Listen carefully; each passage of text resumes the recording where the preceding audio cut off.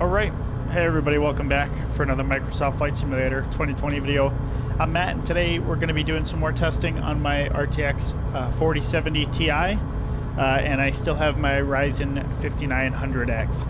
So I've been doing a little bit of testing in the background, just to get a general idea of what I'm looking at and any mistakes I might be making.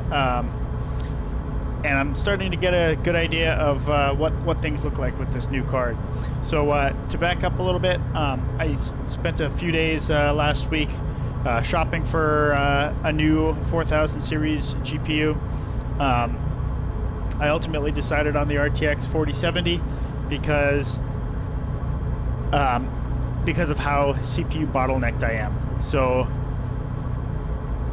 I figured with this 5900X, I don't have a whole lot of CPU upgrade paths ahead of me. I would have to swap out motherboard, swap out RAM, that sort of thing.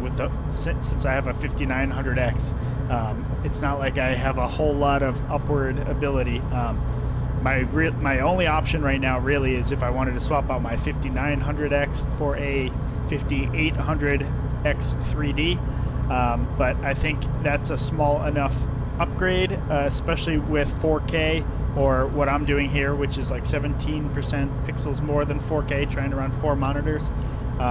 It's a small enough upgrade that I don't think it's going to be worth it for me to do that. So I think I'm going to be sitting with the CPU for a while. So knowing that, I wasn't going to go out and buy a 4080 to have it sit in my computer case running at like, I don't know, 50% efficiency or 50% output.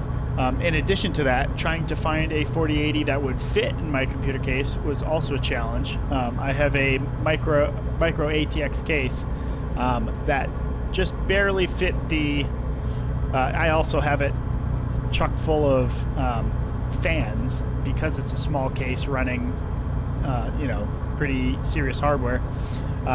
So I would have had to pull fans out or reorganize if I wanted to fit a 4080 in, and I didn't really want to do that. I probably could have, but I would have been up against either a small 4080 or at the end of the day, the 4070 Ti was $400 cheaper, and I'm CPU bottlenecked anyways, so I figured, what the hell, let's go with the 4070 Ti.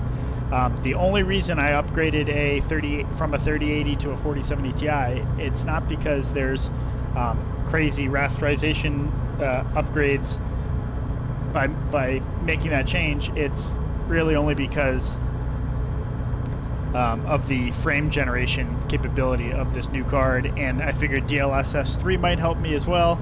But from what I've kind of seen from testing out, my being CPU limited, I'm really finding that frame generation is helping me more than DLSS is helping me. So all of that stuff out of the way, let's just start doing some testing here. So we're sitting here on the ground at John Wayne, Orange County in California.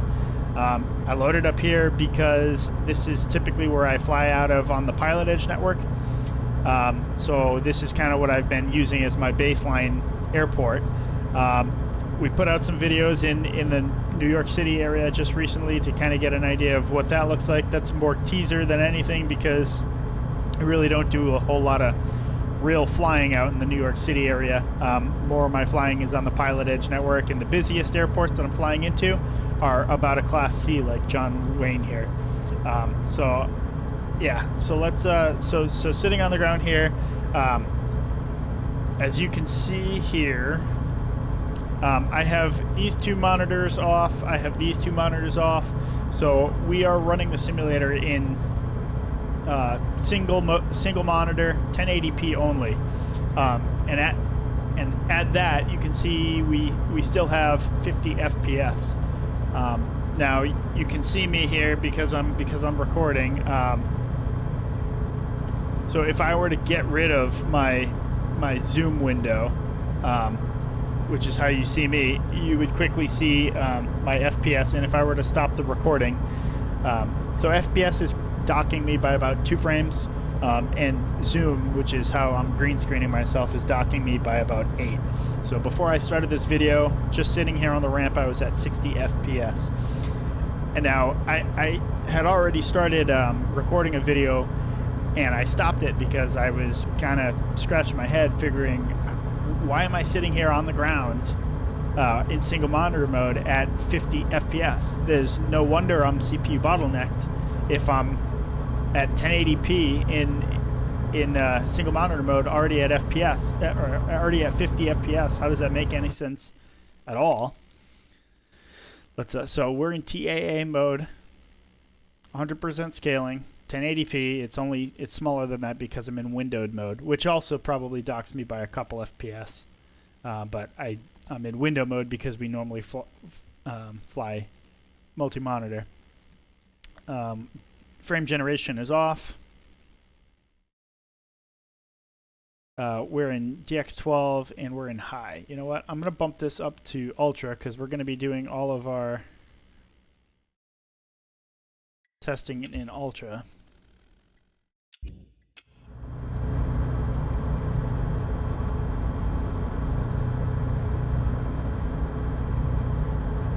So just bumping it up to ultra already has us down at 40 frames per second. I'm going to write that down.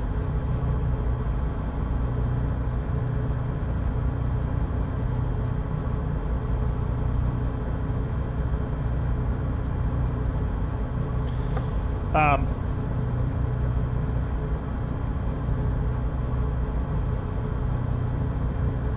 thinking here. And it's not easy to think when I have the headset on either. So before I started this video up, I was thinking to myself, why is our frame rate so low sitting here on the ground in single monitor 1080p mode? At that point, I literally turned these monitors off so that we truly had only one monitor, and I repositioned us into a Cessna 172 G1000 onto the runway at New Haven Airport. So that's kind of it's a Class D airport. It's in Connecticut, but you know, it's not out in the middle of nowhere, but it's also not as busy as one of these. So I use that to better baseline, and there in the C1000 we were up to 73 FPS. So as soon as I saw that, now I'm thinking, okay, well that's more in line with the benchmarks that I'm seeing on the internet for a 5900X and say like a 3080 or a 3090. So then I spawned us in the Sting S4 that I usually fly. Same spot on the ground, runway 20 at New Haven, and we were seeing 72 FPS. So we went from 93 to 72 just from switching from the Cessna 172 to the Sting S4. So the Sting S4 is a custom aircraft, third-party aircraft. So that's not too much of a surprise that you got much better detail in the aircraft and visual eye candy. So that's going to hit your FPS a bit. I then switched to the G2 helicopter, same place, New Haven, on the ground, runway 20. We're at 78 FPS, up from 72 in the Sting S4. Then I switched back to an Asobo aircraft, the VL3. That's the JMB VL3 that I flew a couple times in the sim. That being an Asobo aircraft, it jumped us back up to 91 FPS.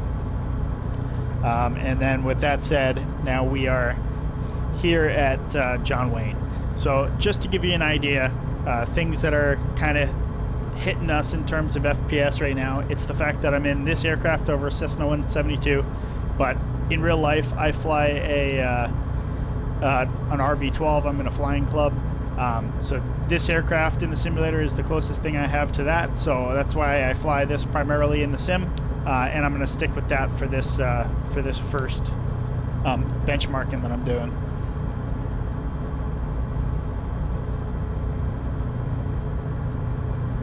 So all of this to say, when we switch from single monitor mode to multi-monitor mode, we're starting off at 41 FPS. So let's see. Okay, I'm gonna. So here at yeah, so we're looking at a GPU utilization of 41 right now. So our CPU is working hard. We're limited by main thread, but the GPU is sitting there wondering why I bought it. So let's try to give that a little bit more of a workout, and then we'll go from there.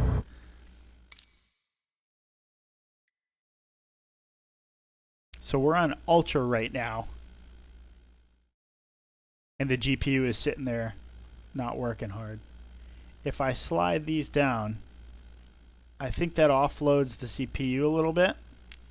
So we're sliding those down to 100, which is equivalent to high. And now if that offloads the CPU, we should see this climb up.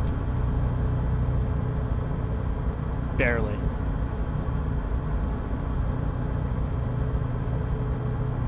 But our frame rate increased by about 7. And it did. It went up from...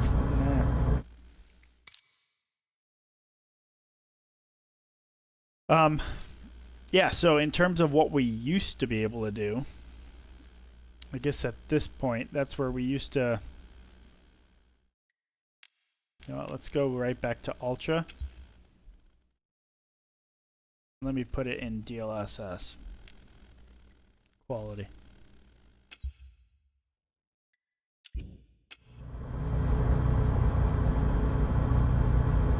So that really doesn't do anything for us at all.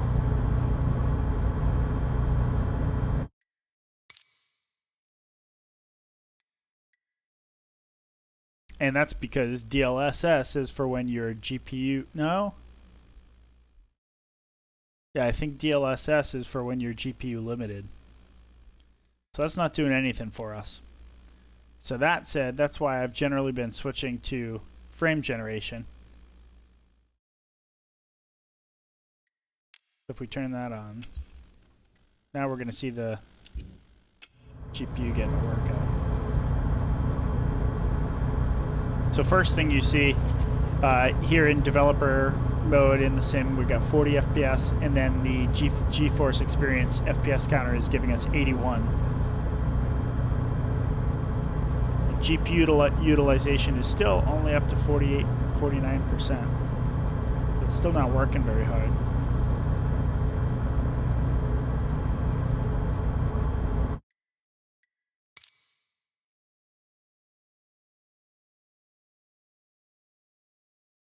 Terms of what else we can do to...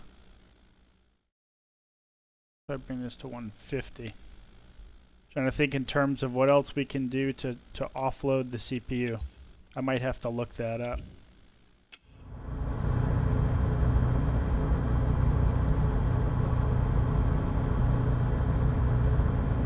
Up to 42. Let's see if we can get it any higher than 42.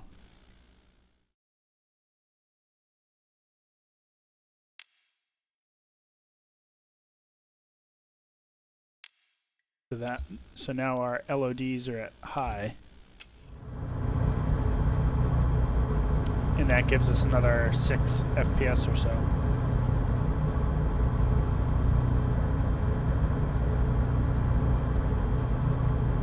So in some of my last videos, you've been seeing I've been flying at ultra settings, but with the LODs pulled back to 100. So that's where I'm at now, and now you kind of see why I've been doing that. It gives me the best frame rate. It improves GPU utilization a bit. Now, if we were in a busy area, of course, GPU utilization would be higher. And that said, yeah, let's do a lap like this, and then we're gonna put it back in triple monitor mode and do some more testing there. Power's coming in.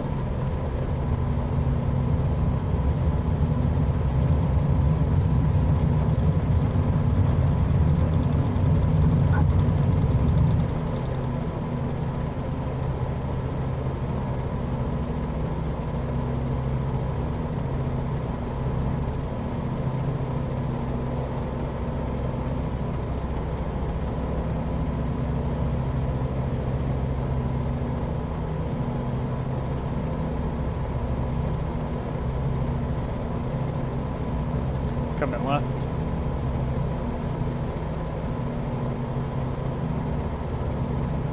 Oh, I can already say switching from triple monitor mode to single monitor mode. Just flying a traffic pattern is a pain in the butt.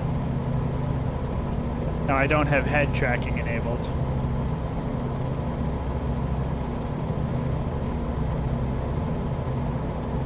I'm sure head tracking would help.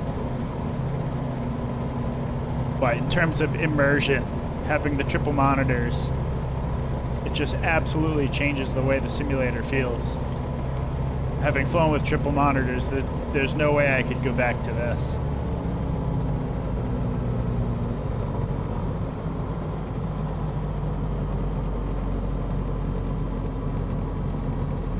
Alright, we're coming left. Get a couple of notches of flaps out. Also, I'm doing stuff like putting flaps out. You know, I would have to look down to see my flap indicator. I still don't see the runway. I don't have any buttons to look over at the runway because I normally do it with head tracking. So that traffic pattern is terrible. 500. Because we don't have all the tools we usually have available to us. And so here we are, fast and high, because we didn't know we were fast and high until the absolute very end.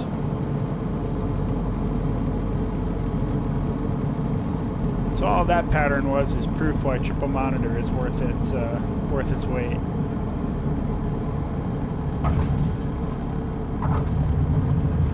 All right, let's sit here.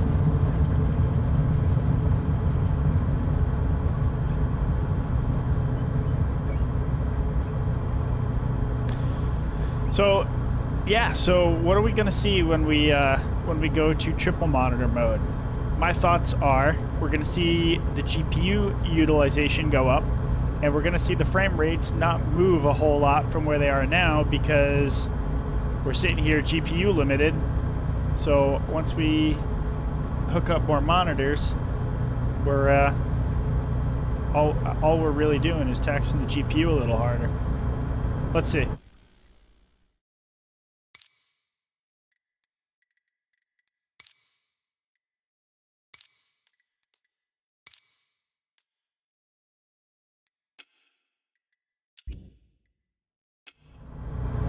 All right.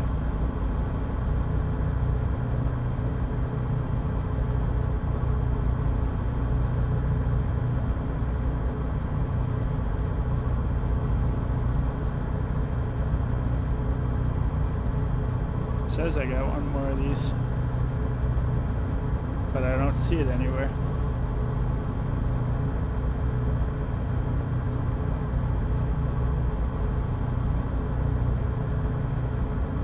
Come on.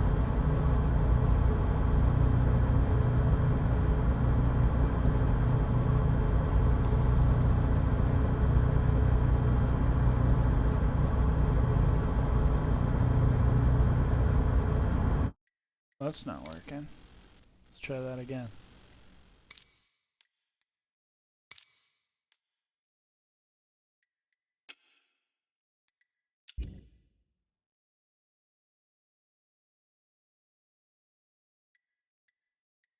Well, I don't know where it is. That's a little weird.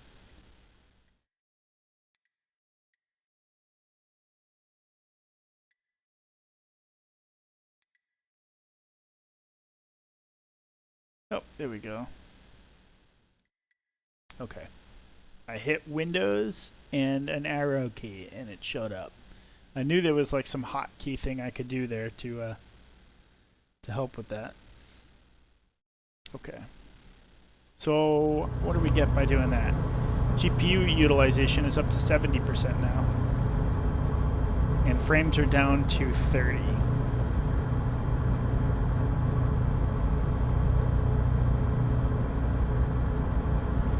Except my little render thing here is also telling me 30, and I believe we're still in.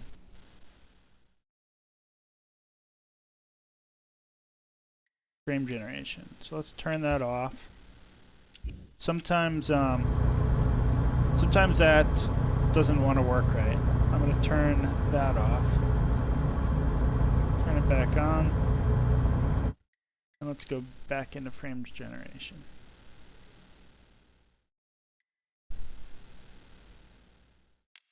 Oh, did I not have anything set there? Let's go back into TAA, and we're in Ultra with the shorter LODs.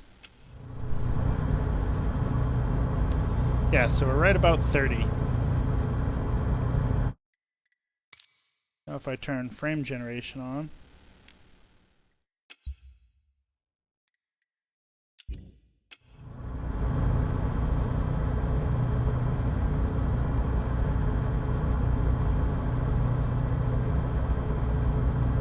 it's funny how this Nvidia performance overlay kind of doesn't play nice sometimes.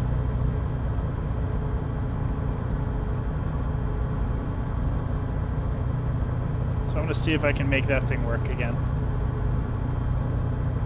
Close that.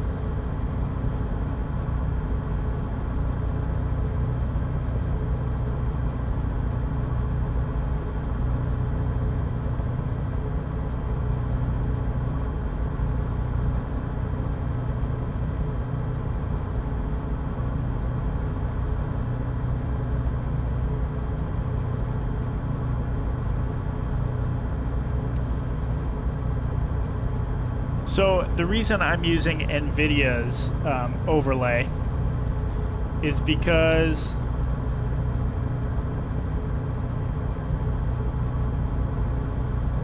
I don't know how to actually truly turn it off is the problem.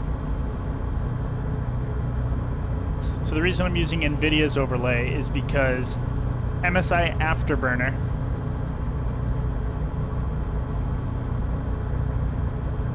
and Asus's Riva Tuner both crash the sim to the desktop when I try to use them for FPS monitoring when I'm in triple monitor mode.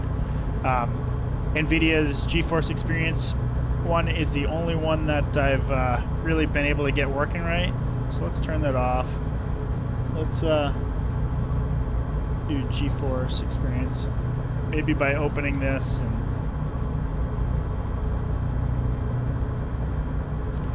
gonna go to settings, in-game overlay settings. I wonder if I just if I turn that off and then back on again. Let's see if that crashes the simulator for us. Settings, HUD layout, performance. Yeah, we want basic.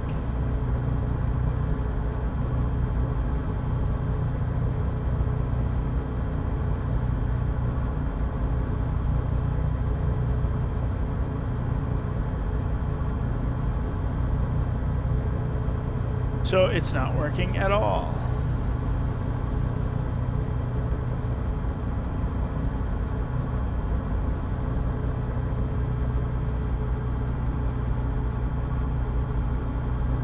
If I close those two windows again. See, this is fun.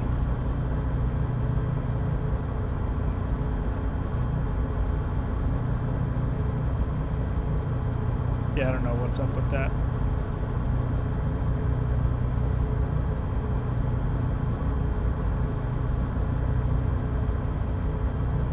Let's try relaunching the sim.